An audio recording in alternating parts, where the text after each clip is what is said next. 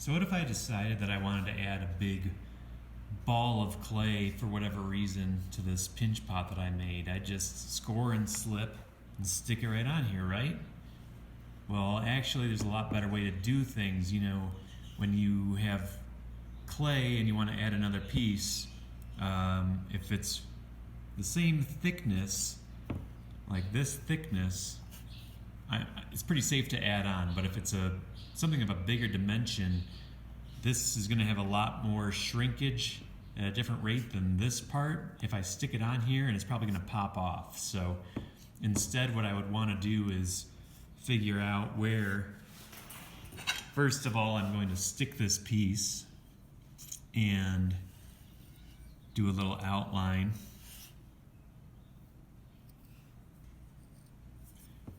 Just like that, real simple.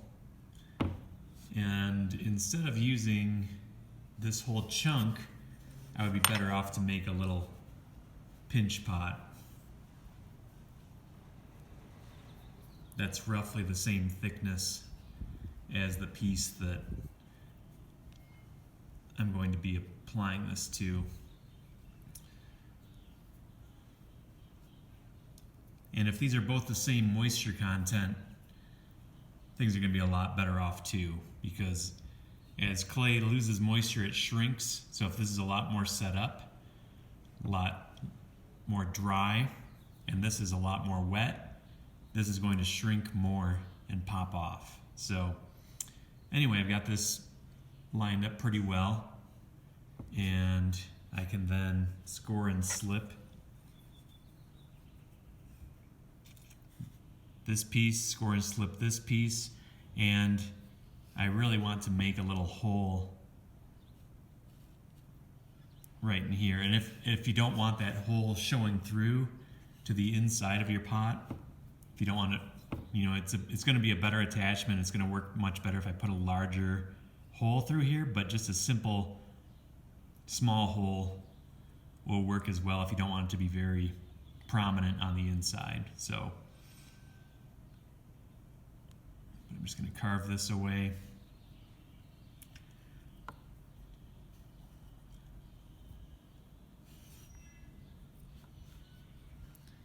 Score this up.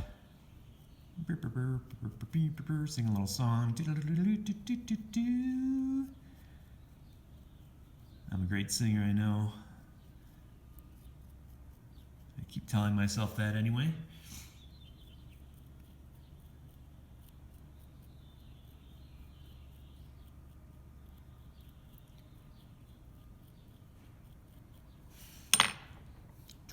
Got my not slip, just water, but we'll call it scoring and slipping anyway, because this water is going to turn this roughed up surface into slip. If it's not looking like it's doing its job when it's wet, if I score it up some more, it's really going to moisten this area and I'll get a really nice bond happening.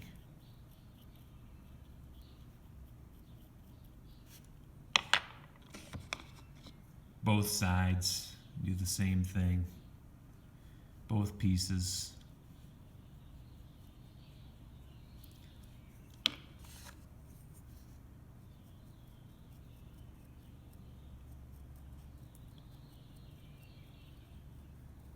Okay.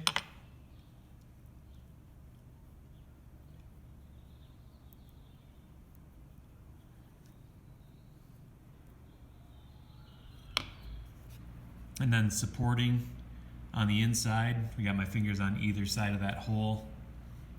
Line this up.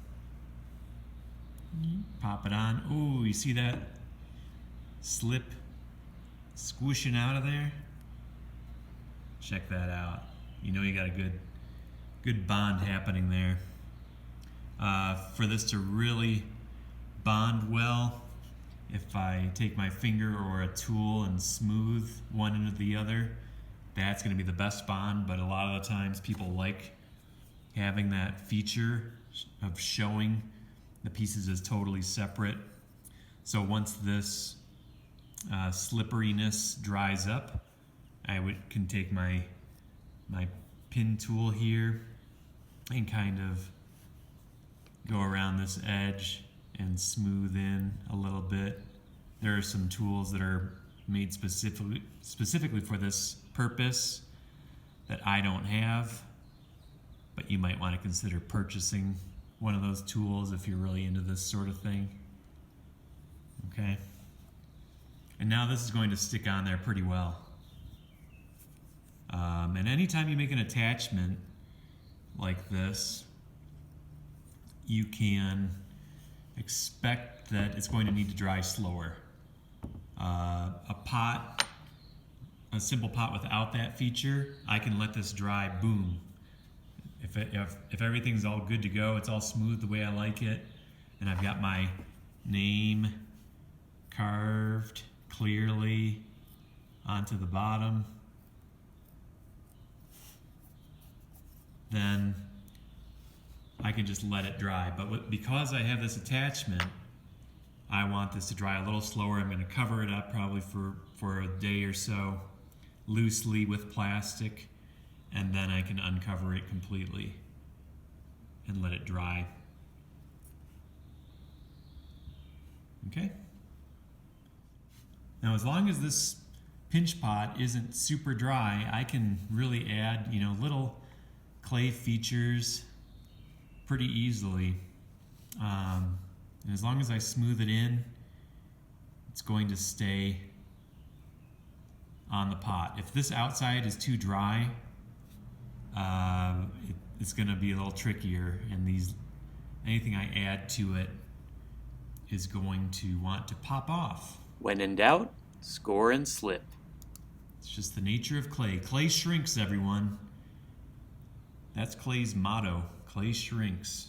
And it shrinks more than you want it to. If they made a clay that grew, I would be a happy man, because I spend a lot of time on pieces that shrink way too much. The bigger they are, the more they shrink. It's another thing you can say. Hey, look, this is starting to look like someone's head, maybe.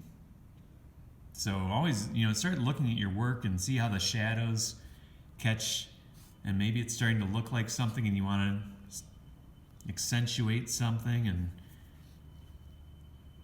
maybe this is going to turn into something you never knew you had in mind. They say that a craft person knows exactly what they're doing, what they're getting into, and they execute that through their craft. And an artist keeps an open mind and is willing to roll with the changes that come at them, look and see what's happening and adapt. And you can be a combination of two of those, and that's not the be-all, end-all, those definitions. It's just what some people say. So, have fun.